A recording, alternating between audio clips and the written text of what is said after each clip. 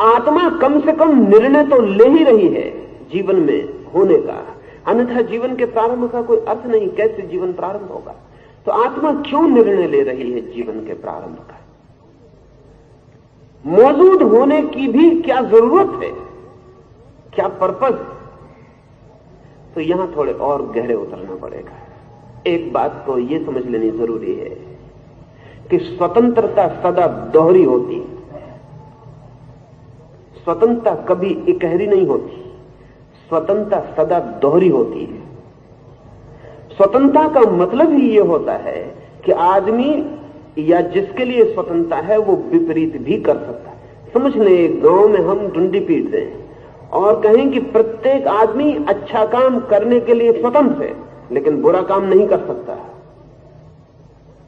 तो उस गांव में अच्छा काम करने की स्वतंत्रता भी नहीं रह जाएगी। अच्छा काम करने की स्वतंत्रता में इंप्लाइड है, छिपा है बुरा काम करने की स्वतंत्रता है। और जो आदमी बुरा काम कर ही नहीं सकता उसने अच्छा काम किया है, ऐसा कहने का कोई अर्थ नहीं रह जाता।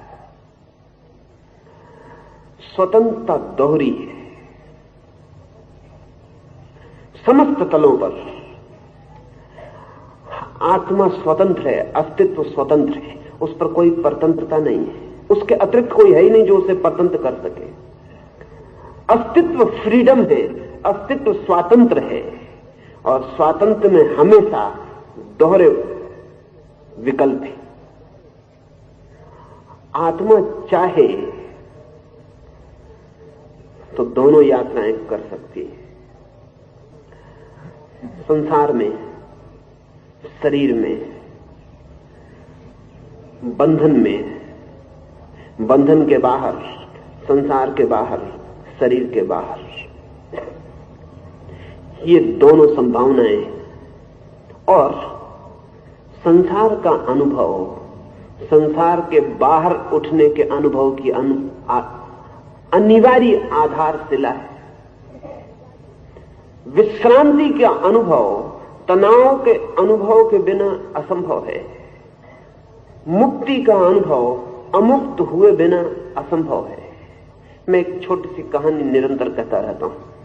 मैं कहता रहता हूं कि एक अमीर आदमी, एक करोड़पति जीवन के अंत में सारा धन पाकर चिंतित हो उठा।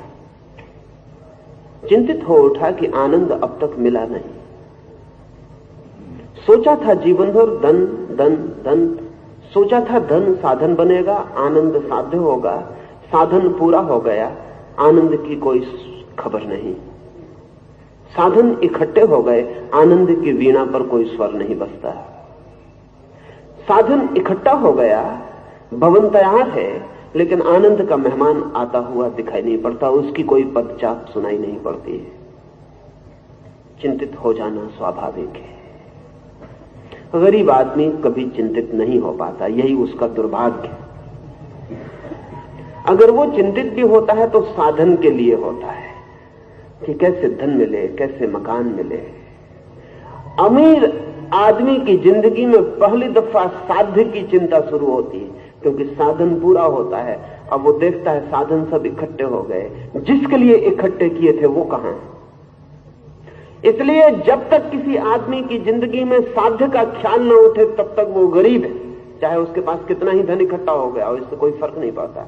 उसके अमीर होने की खबर उसी दिन मिलती है जिस दिन वो ये सोचने को तैयार हो जाता है सब है जिससे आनंद मिलना चाहिए, ऐसा सोचा था, लेकिन वो आनंद कहां है। साधन पूरे हो गए लेकिन वो साध्य कहां है। भवन बन गया लेकिन अतिथि कहां है। उसी दिन आदमी अमीर होता है, वही उसका सौभाग्य है। लेकिन बहुत कम अमीर आदमी अमीर होते हैं। वो अमीर आदमी अमीर था, चिंता पकड़ गई उसे। उसने अपने घर के लोगों को कहा कि बहुत दिन प्रतीक्षा कर ली, अब मैं खोज में जाता हूं। अब तक सोचता था कि इंतजाम कर लूंगा तो आनंद का अतिथि आ जाएगा। इंतजाम पूरा है, अतिथि का कोई पता चलता नहीं, अब मैं उसकी खोज पर निकलता हूं। उसने बहुत से हीरे जवाहरात अपने साथ लेकर वो गया। गांव गांव पूछता था लोगों से कि आनंद कहां मिलेगा। लोगों ने कहा हम खुद ही तलाश में, इस गांव तक हम उसी की तलाश में पहुंचे। और रास्तों पर लोगों से पूछता था आनंद कहां मिलेगा। वो यात्री कहते कि हम भी सही यात्री हैं, फेलो ट्रेवलर्स हैं, हम भी खोज में निकले, तुम्हें पता चल जाए तो हमें भी खबर कर देना। जिससे पूछा उसी ने कहा कि तुम्हें खबर मिल जाए तो हमें भी बता देना, हमें कुछ पता नहीं, हम भी खोज में। थक गया, परेशान हो गया, मौत करीब दिखाई पड़ने लगी, आनंद की कोई खबर नहीं। फिर एक गांव से गुजर रहा था तो किसी से उसने पूछा। झाड़ के नीचे एक आदमी बैठा हुआ था। देख के ऐसा लगा कि शायद यह आदमी कोई जवाब दे सके, क्योंकि अंधकार गिर रहा था सांझ का, लेकिन उस आदमी के आसपास कुछ अलौकिक प्रकाश मालूम पड़ता था। रात उतरने को थी लेकिन उसके चेहरे पे चमक थी सुबह की। पकड़ लिए उसके पैर, धन की थैली पटक दी और कहा कि यह है अरबों खरबों रुपयों के हीरे जवाहरात, आनंद चाहिए। उस फकीर ने आंखें ऊपर उठाई और उसने कहा कि सच में चाहिए? बिल्कुल, तुम्हें आज तक कभी आनंद नहीं मिला? उसने कहा कभी नहीं मिला। उसने कहा कभी कोई थोड़ी बहुत धुन बजी हो? तो कोई धुन नहीं बजी। उसने कहा कभी थोड़ा बहुत स्वाद आया हो? उस आदमी ने कहा बातों में समय खराब मत करो, तुम पहले आदमी हो जिसने एकदम से ये नहीं कहा कि मैं भी खोज रहा हूं, मुझे बताओ। उस फकीर ने पूछा कोई परिचय ही नहीं? उनका कोई परिचय नहीं है। इतना कहना था कि वो फकीर उस झोले को जिसमें हीरे जवाहरात थे लेके भाग खड़ा हुआ। उस अमीर ने तो सोचा भी नहीं था। वो उसके पीछे भागा और चिल्लाया मैं लुट गया, तुम आदमी कैसे हो?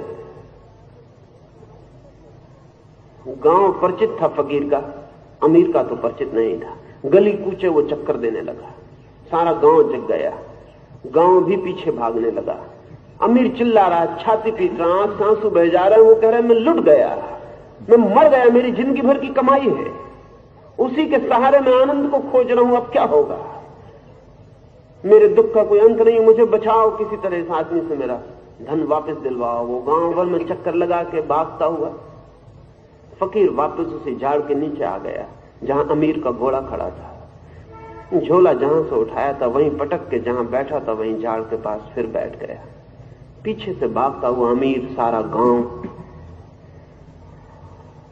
अमीर ने झोला उठा के छाती से लगा लिया और भगवान की तरफ हाथ उठा के कहा हे भगवान तेरा परम धन्यवाद। फकीर ने पूछा कुछ आनंद मिला? उस अमीर ने कहा कुछ, बहुत बहुत मिला, ऐसा आनंद इतने जीवन में कभी भी नहीं था। उस फकीर ने कहा आनंद के पहले दुखी होना जरूरी है,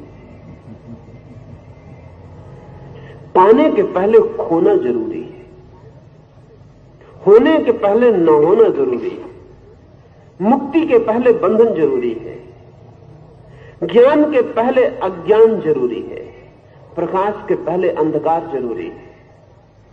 इसलिए आत्मा एक यात्रा पर निकलती है, वो धन खोने की यात्रा है।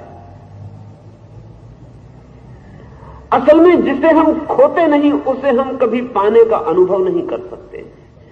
और इसलिए जब जिन्होंने पाया है, जैसे कृष्ण, जैसे बुद्ध, जब बुद्ध को मिला ज्ञान, लोगों ने पूछा क्या मिला? तो बुद्ध ने कहा मिला कुछ भी नहीं, जो मिला ही हुआ था उसको जाना भर,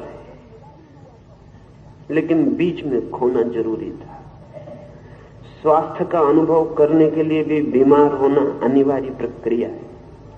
ऐसा जीवन का तथ्य है, ऐसी फैक्टिसिटी है। तो जब आप पूछते हैं क्या जरूरत है आत्मा को संसार में जाने की, तो मैं कहता हूं मुक्ति के अनुभव के लिए। और आत्मा संसार में आने के पहले भी मुक्त है, लेकिन उस मुक्ति का कोई बोध नहीं हो सकता, उस मुक्ति की कोई प्रतीति नहीं हो सकती, उस मुक्ति का कोई एहसास नहीं हो सकता। खोए बिना एहसास असंभव है। इसलिए संसार एक परीक्षण, संसार एक एक्सपेरिमेंट है स्वयं को खोने का। संसार इससे ज्यादा कुछ भी नहीं है। यह आत्मा का अपना ही चुनाव है कि वो खोए और पाए।